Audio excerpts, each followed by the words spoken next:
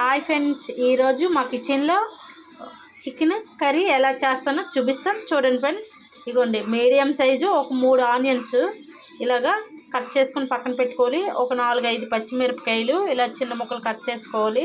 ఒక medium size ఒక 2 టమాటాలు, ఇగోండి ఒక 2 రెబ్బలు కరివేపాకు, దంచిన అల్లం వెల్లుల్లి పేస్ట్, ఓకేనా, దంచిన అల్లం వెల్లుల్లి పేస్ట్, ఇగండి 1/2 kg చికెను. ఇప్పుడు దీన్ని ఎలా తయారు చేయాలో చూపిస్తాను. చూడండి ఫ్రెండ్స్. ఇదిగోండి, ఇప్పుడు గ్యాస్ వెలిగించాం కదా. ఇప్పుడు దీని మీద బాండిలు పెట్టుకుందాం. బాండిలు వేడెక్కాలి. ఆయిల్ పోసుకుందాం. సరిపడా ఆయిల్ పోసుకుందాం, కర్రీకి సరిపడా. ఇప్పుడు ఆయిల్ వీటెక్కింది కదా. ఇప్పుడు దీంట్లో కొంచెం జీలకర్ర వేసుకుందాం, ఓకేనా.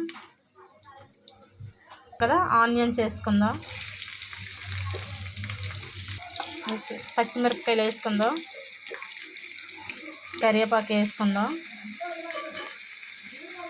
ఇది కొంచెంసేపు ఒక 5 నిమిషాల పాటు వేగనిద్దాం. ఇదిగోండి ఆనియన్స్ ఇలా వేగుతుంది కదా, ఇలా బాగా వేగనివ్వాలి. మరి ఒక 2 మినిట్స్. ఇప్పుడు దీంట్లో అల్లం వెల్లుల్లి పేస్ట్ వేసుకుందాం. ఇదిగోండి ఆనియన్స్ ఇలా బాగా వేగిపోయింది కదా. ఇప్పుడు దీంట్లో ఒక టేబుల్ స్పూన్ అల్లం వెల్లుల్లి పేస్ట్ వేసుకుందాం. నేను ఇలా దంచి వేసుకున్నాను, ఓకేనా.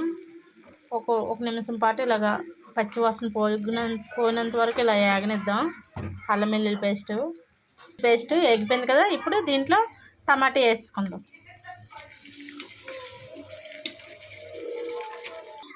ఇగండి టమాటా వేగడానికి ఇప్పుడు ఒక 2 నిమిషాల పాటు మూత పెట్టేసుకుందాం. ఇగండి ఇప్పుడు టమాటా ఇలా బాగా వేగిపోయింది కదా. ఇప్పుడు దీంట్లో చికెన్ వేసుకుందాం. ఇగండి ఇప్పుడు కడిగి పెట్టి పక్కన పెట్టుకున్నాం కదా. ఇప్పుడు ఇది ఇందులో చికెన్ వేసుకుందాం. ఇప్పుడు ఇగోండి ఇలా చికెన్ వేసుకున్నాం కదా. ఇది కాసేపు ఇలా ఉంచుకుందాం. ముక్కలో వాటర్ అంతా దిగిపోయింది, ఓకేనా. ఇలా కలిపేసి ఇలా ఉంచేసుకుందాం. ఒక కాసేపు ఇలా మూత పెట్టుకుని ఉంచుకుందాం, పెట్టేసుకుందాం. సేపు అయింది కదా చికెన్ పెట్టి. ఇగోండి దగ్గరికి బాగా అయిపోయింది కదా. ఇప్పుడు దీంట్లో చిటికెడు పసుపు వేసుకుందాం. దీంట్లో సరిపడా ఉప్పు వేసుకుందాం. ఇలా వేసి ఇలా కలిపేసుకున్నాం కదా. ఇప్పుడు దీంట్లోకి సరిపడా కారం వేసుకుందాం.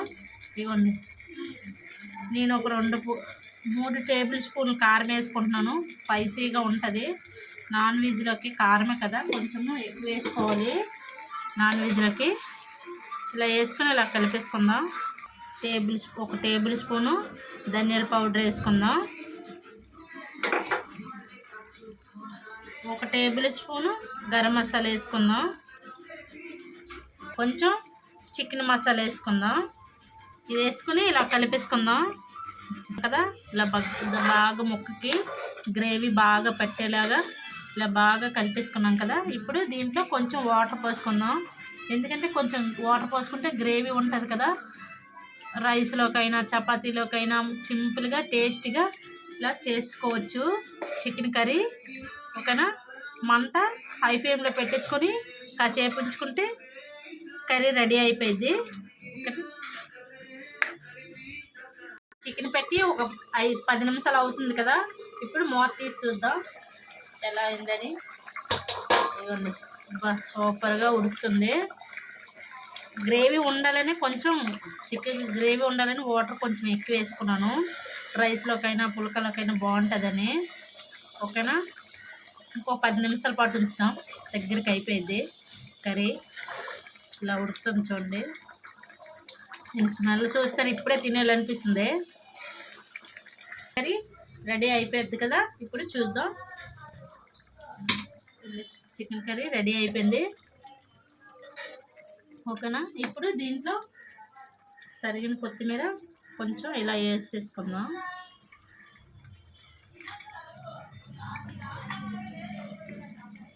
కొత్తిమీర వేసి ఇలా కలిపేసుకొని స్టవ్ ఆఫ్ చేసుకుందాం. అయిపోయింది curry, chicken curry, chicken gravy curry. ఇదిగోండి చాలా బాగుంటుంది.